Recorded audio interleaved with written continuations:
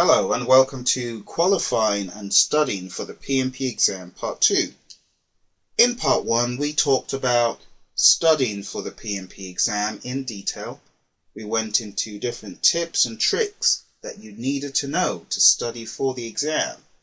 We also talked about the exam itself.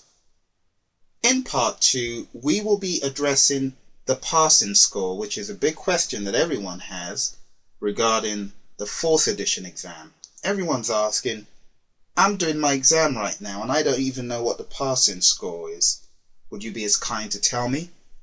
Before we talk about the passing score, let me introduce you to the organization that's behind this video.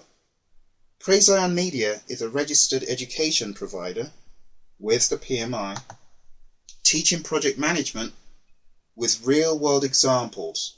It's all about real-world project management training. What we do in our studies is look into in-depth case studies. We also try to bridge the gap between the imaginary world of project management, which everyone reads in the PMBOK guide, and try and correlate that to your everyday life at work. Because it's not enough to study the PMBOK guide and become PMP certified. You need to be able to take what you're studying and what you're learning into the real world. For this reason, our PMP exam prep camp course bridges the gap between the imaginary world that you study and the real world, and that's what we try to bring to you. This webinar is part of the PMP exam prep camp course. PMP exam prep camp offers 35 contact hours or 35 PDUs if you're already certified.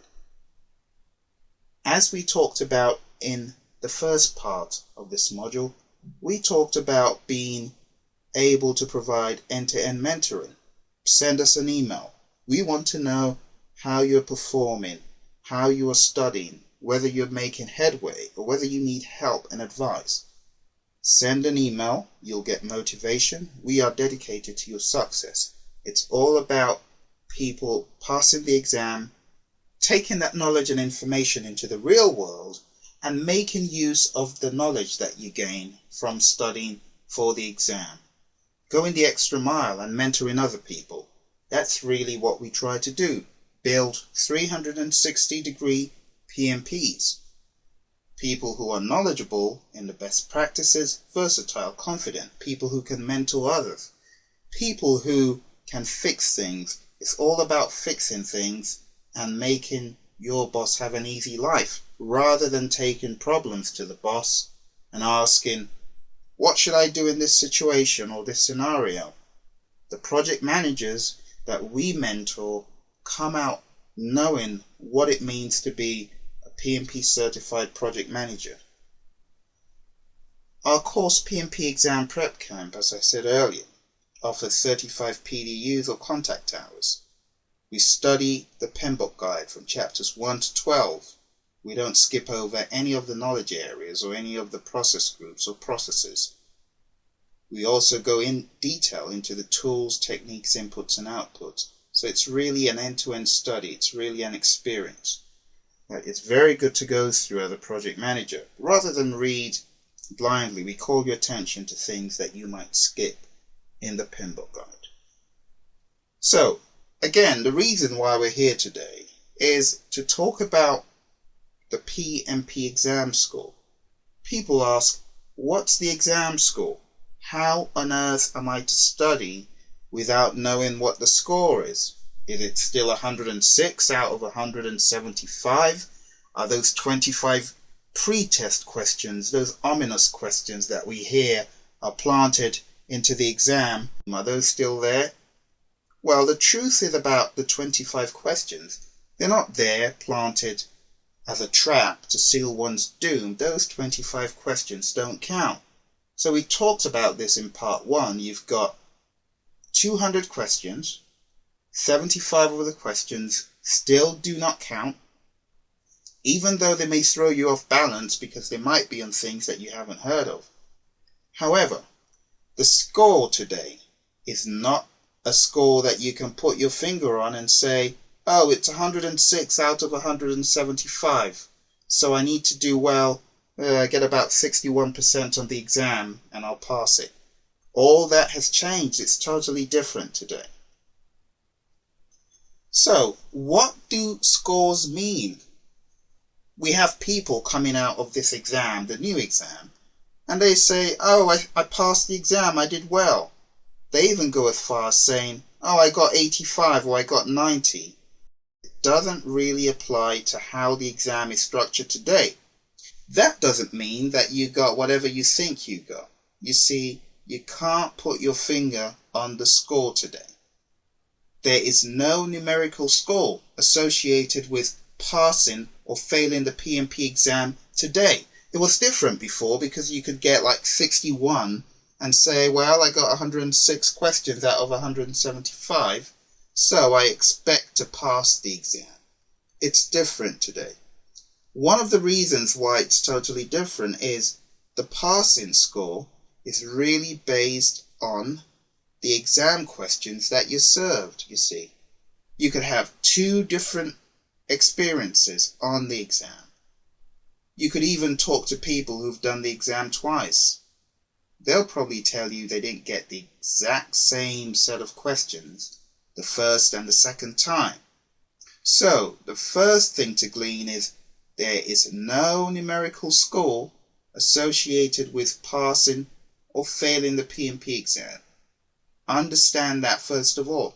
Secondly, there are two levels of information that are provided on your score report when you complete the exam. First of all, you've got the overall examination result. Pass or fail. Did he do well? Did she do well? Did she not do well? Did he not do well? Pass or fail. That's the first set of information. Actually, you see this on your screen when you complete the exam. Boom, you just see it. And it takes a little bit of time for that to appear on your screen. It can be quite a shocker. You definitely want to see passed on your screen. The second level of information on your score report is overall strengths and weaknesses by domain. What do we mean by domain? Well, we're going to be talking about that soon. But you know the process groups, and you know about professional responsibility being part of the exam. That's what we mean by domains. You see how well you did in initiating, planning, executing, monitoring and controlling, and closing. And you see how well you did in professional responsibility. You will be able to see your strengths and weaknesses by these domains. Very important, especially for people who do not do well. When you are taking the exam the second time, you absolutely need to cover those areas of weakness, and you need to ensure that the areas of strength were not just for that first exam, but you need to carry on that strength into the second exam.